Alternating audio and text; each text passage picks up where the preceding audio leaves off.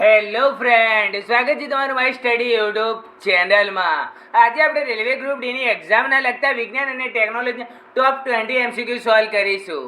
તો શરૂઆત કરીએ પ્રથમ પ્રશ્નથી. ખાલી જગ્યા અને ખાલી જગ્યા છોટા પ્રજનન તંત્રનો ભાગ છે. મૂળ અને પાંદડું, પ્રકાંડ અને પાંદડું, ફૂલ અને બીજ કે પાંદડું અને બીજ. ખાલી જગ્યા અને ખાલી જગ્યા એ છોડના પ્રજનન તંત્રના ભાગ છે. તો સાચો જવાબ છે ફૂલ અને બીજ, જે છોડના પ્રજનન તંત્રના ભાગો છે. નીચેનામાંથી કયો સાબુની બનાવટમાં વપરાતો નથી? ઝીંક, સોનું, આયરન કે કોપર? નીચેનામાંથી કયો સાબુની બનાવટમાં વપરાતો નથી?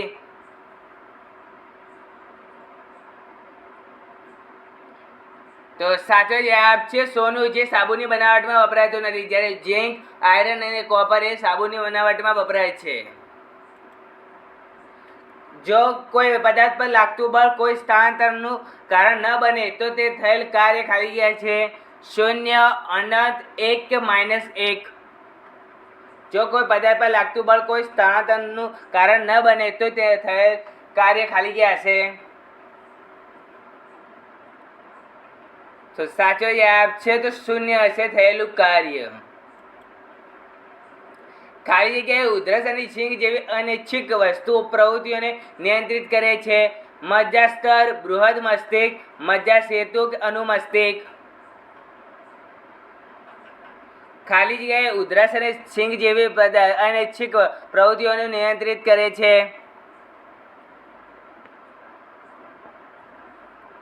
તો સાચો જવાબ છે મજ્જાસ્તર, જે ઉધરસ અને છીંક જેવી અનૈચ્છિક પ્રવૃત્તિઓનું નિયંત્રિત કરે છે.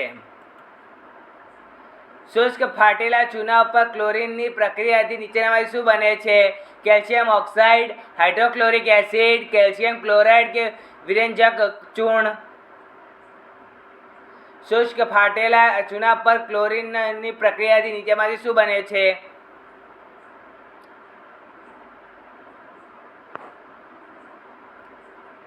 તો સાચો જવાબ છે વિરંજક ચૂર્ણ બને છે શુષ્ક ફાટેલા ચૂનામાં પર ક્લોરીન પ્રક્રિયા થવાથી. વિદ્યુત સ્થિતિમાનનો SI એકમ કયો છે? જૂલ, ઓહમ, એમ્પિયર કે વોલ્ટ? વિદ્યુત સ્થિતિમાનનો SI એકમ કયો છે? તો સાચો જવાબ છે વોલ્ટ, જે વિદ્યુત સ્થિતિમાનનો SI એકમ છે. ગેગ્રે જોન્સન મેન્ડલ શાના માટે પ્રખ્યાત છે? કોષ સિદ્ધાંત, પરિવર્તન સિદ્ધાંત, વારસાગતનો નિયમ કે હસ્તગત પત્રોનો? ગેગ્રે જોન્સન મેન્ડલ શાના માટે પ્રખ્યાત છે? તો સાચો જવાબ છે પરિવર્તન સિદ્ધાંત માટે પ્રખ્યાત છે ગેગ્રે જોન્સન મેન્ડલ. નીચેનામાંથી કઠણ પાણીમાં શું હોય છે? લોખંડ, કેલ્શિયમ, ફોસ્ફરસ કે પોટેશિયમ? નીચેનામાંથી કઠણ પાણીમાં કયું શું હોય છે? તો સાચો જવાબ છે કેલ્શિયમ હોય છે કઠણ પાણીમાં. વટાણાનો છોડ અન્ય છોડ કે વાડ પર કોની મદદથી ચડે છે? મૂળ, વજ્રપત્ર, છાલ, સૂળ કે પ્રતાંતુ તંતુ? વટાણાનો છોડ એ અન્ય છોડ કે વાડ પર ચડવા કોની મદદથી ચડે છે? વટાણાનો છોડ અને અન્ય છોડ કે વાડ પર કોની મદદથી ચડે છે? તો સાચો જવાબ છે પ્રતાંતંતુ, જે વટાણાને કોઈ પણ છોડ કે વાડ પર ચડવા માટે મદદ કરે છે. સ્ટેનલેસ સ્ટીલ મેળવવા માટે નીચેમાંથી કઈ ધાતુનો લોખંડ સાથે ભેળવવામાં આવે છે? નિકલ અને ટીન, નિકલ અને ઝીંક, નિકલ અને કોપર કે નિકલ અને ક્રોમિયમ?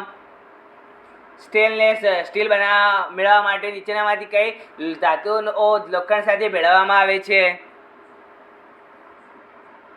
તો સાચો જવાબ છે નિકલ અને ક્રોમિયમને ભેળવવામાં ભેળવવામાં આવે છે લોખંડ સાથે, તેથી આપણને સ્ટેનલેસ સ્ટીલ મળે છે. ઇલેક્ટ્રિક બલ્બમાં સામાન્ય રીતે ભરવામાં આવતો વાયુ કયો છે? કાર્બન ડાયોક્સાઇડ, ઓક્સિજન, હાઇડ્રોજન કે નાઇટ્રોજન? ઇલેક્ટ્રિક બલ્બમાં સામાન્ય રીતે ભરવામાં આવતો વાયુ કયો છે?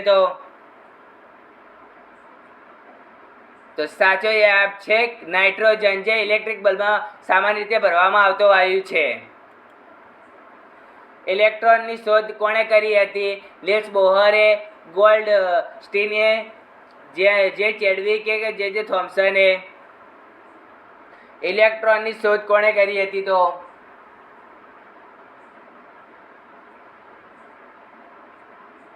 તો સાચો જવાબ છે જે થોમ્સને, જેમણે ઇલેક્ટ્રોનની શોધ કરી હતી. કઈ પ્રક્રિયામાં ઘન પદાર્થને ગરમ કરીને બાષ્પમાં રૂપાંતરિત કરવામાં આવે છે અને ઠંડી સપાટી પર બાષ્પને ફરીથી ઘન સ્વરૂપમાં ઘટ કરવામાં આવે છે? ઉર્ધ્વપાતનમાં, ગાળણમાં, નિસ્યંદનમાં કે ક્રોમેટોગ્રાફીમાં?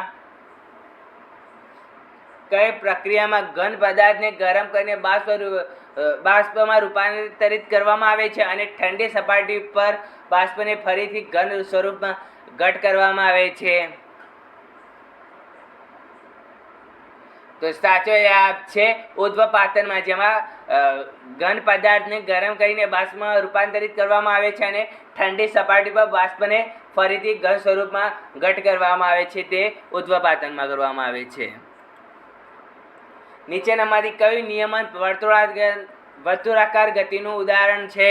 સીધા રસ્તા પર ચાલતી બસ, સૂર્યની આસપાસ પૃથ્વીનું પરિભ્રમણ, ઉપર ફેંકાયેલો દડો કે અચાનક બ્રેક મારતી કાર?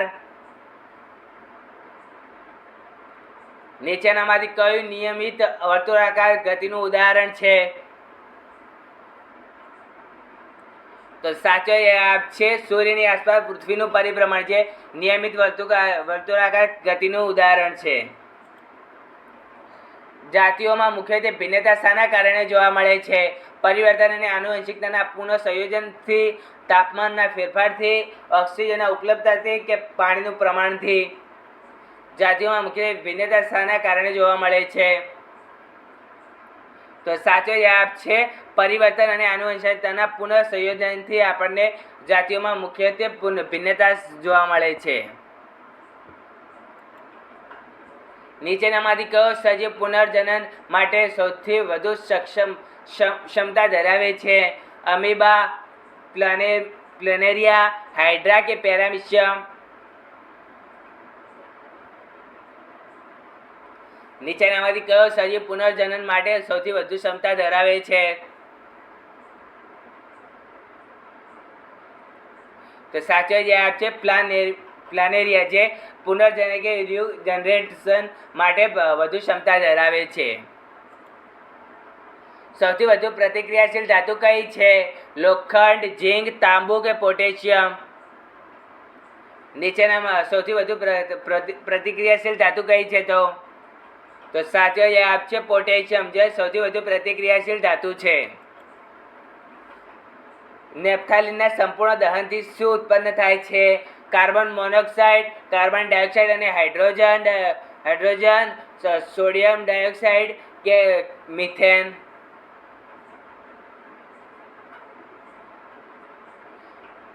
નેપ્થાલિનના સંપૂર્ણ દહનથી શું ઉત્પન્ન થાય છે? તો સાચો જવાબ છે CO2 અને H2 એટલે કાર્બન ડાયોક્સાઇડ અને હાઇડ્રોજન, જે ઉત્પન્ન થાય છે નેપ્થાલિનના સંપૂર્ણ દહનથી. ડીએનએ પ્રતિકૃતિ શા માટે જરૂરી છે? કોષ વિભાજનને અટકાવવા માટે, વૃદ્ધિ અને નવા કોષોના નિર્માણ માટે, રંગસૂત્રોની સંખ્યા ઘટાડવા માટે કે ઉર્જા ઉત્પન્ન કરવા માટે? ડીએનએની પ્રતિક્રિયા શા માટે જરૂરી છે? તો સાચો જવાબ છે વૃદ્ધિ અને નવા કોષોના નિર્માણ માટેની ડીએનએની પ્રતિકૃતિ જરૂરી છે. એક દોરી સાથે બાંધેલા પથ્થરને વર્તુળમાં ફરે છે, તો કેન્દ્ર તરફ કાર્ય કરતું બળ કયું છે? કેન્દ્રગામી બળ, કેન્દ્ર ત્યાગી બળ, ઘર્ષણ બળ કે ગુરુત્વાકર્ષણ બળ? એક દોરી સાથે બાંધેલો પથ્થર વર્તુળમાં ફરે છે તો કેન્દ્ર તરફ કાર્ય કરતું બળ કયું છે? તો સાચો જવાબ છે કેન્દ્રગામી બળ લાગે છે. જ્યારે પથ્થરને વર્તુળમાં ફેરે છે ત્યારે તે તરફ કાર્ય કરતું બળમાં કેન્દ્ર પર કાર્ય કરતું બળ એ કેન્દ્રગામી બળ લાગે છે. આ સાથે આપણે વિજ્ઞાન અને ટેકનોલોજી 20 MCQ સોલ્વ કરી દીધા. તમને વિડીયો ગમ્યો હોય તો વિડીયોને લાઇક, શેર અને સબસ્ક્રાઇબ કરો. મળી લે છે. બાય.